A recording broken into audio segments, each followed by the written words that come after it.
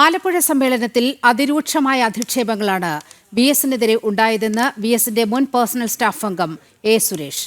പുന്നപ്ര വയലാർ സമരത്തിലെ വി.എസിന്റെ പങ്കിനെ താഴ്ത്തിക്കെട്ടാൻ ശ്രമിച്ചിരുന്നു.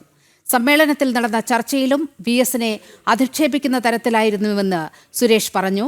ജനൻ ടിവിയുടെ എഡിറ്റേഴ്സ് ചോയ്സിൽ സംസാരിക്കുകയായിരുന്നു അദ്ദേഹം. സമ്മേളനത്തിലെ അതിരൂക്ഷ വിമർശനത്തിന്റെ ഭാഗമായിട്ടാണ് വി.എസ് ഇറങ്ങിപ്പോയതെന്നും എ. സുരേഷ് പറഞ്ഞു. വി.എസിനെ കുറിച്ച് പുസ്തകം എഴുതുന്നതായി സ്ഥിരീകരിച്ച എ. സുരേഷ് അതിൽ കൂടുതൽ വെളിപ്പെടുത്തലുകൾ ഉണ്ടാകുമെന്നും കൂട്ടിച്ചേർത്തു.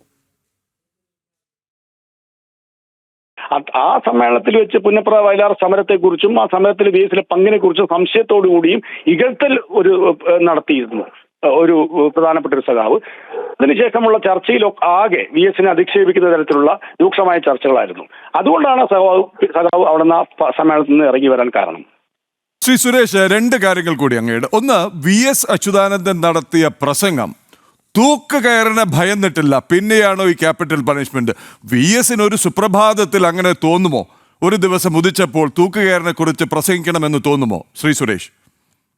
അല്ല, ഞാനതാണ് പറഞ്ഞത്. അത്തരം ഒരു പരാമർശം സമ്മേളനത്തിനകത്ത് ഉണ്ടായിട്ടുണ്ടാവാൻ സാധ്യതയുണ്ട്. അതിപ്പോ പിരപ്പങ്കോട് മുരളി പറഞ്ഞതുകൊണ്ട് നമുക്ക് മനസ്സിലായല്ലോ. അതുകൊണ്ടായിരിക്കാം വി.എസ്. ആ പ്രസംഗത്തിൽ അങ്ങനെ സൂചിപ്പിച്ചെന്നാണ് ഞാൻ മനസ്സിലാക്കുന്നത്. അതാണ് ഞാൻ നേരത്തെ പറഞ്ഞത്. പക്ഷെ സമ്മേളനത്തിനകത്ത് നടന്ന കാര്യങ്ങൾ ഞാൻ പറഞ്ഞല്ലോ. സുരേഷ് കുറുപ്പ് പറഞ്ഞ സ്ഥിതിക്ക് അദ്ദേഹമാണത് ആരാണെന്നും അങ്ങനെ നടന്നിട്ടുണ്ടോ എന്നും പറയേണ്ടത്. ഈ ക്യാപിറ്റൽ പണിഷ്മെന്റ് എന്നുള്ള ഒരു വാക്ക് അല്ലെങ്കിൽ അത്തരം ഒരു പ്രയോഗം ആ സമ്മേളനത്തിൽ നടന്നോ എന്നുള്ളതിനെ സംബന്ധിച്ച് എനിക്ക് ആധികാരികമായിട്ട് പറയാൻ കഴിയില്ല. പക്ഷെ ആ സമ്മേളനത്തിനകത്ത് വി.എസിനെതിരെ അതിരൂക്ഷമായ ആക്ഷേപങ്ങളും അധിക്ഷേപങ്ങളും ഉണ്ടായിട്ടുണ്ട്. അതിന്റെ ഭാഗമായിട്ടാണ് വി.എസ്. പുറത്തിറങ്ങിയത് എന്നാണ് ഞാൻ മനസ്സിലാക്കുന്നത്. പുസ്തകം എഴുതാൻ പദ്ധതിയിടുന്നുണ്ടോ വി.എസിന്റെ? തീർച്ചയായിട്ടും. എപ്പോഴേക്കത് പ്രതീക്ഷിക്കാം ശ്രീ സുരേഷ്? അധികം താമസിയാതെ പ്രതീക്ഷിക്കാം. അതിൽ കുറെ കൂടി അങ്ങിപ്പോൾ വളരെ പൊതിഞ്ഞാണ് സംസാരിക്കുന്നത്. കുറച്ചുകൂടി വെളിപ്പെടുത്തലുകൾ ഞങ്ങൾക്ക് പ്രതീക്ഷിക്കാമോ? തുറന്നു പറച്ചിലുകൾ. തീർച്ചയായിട്ടും.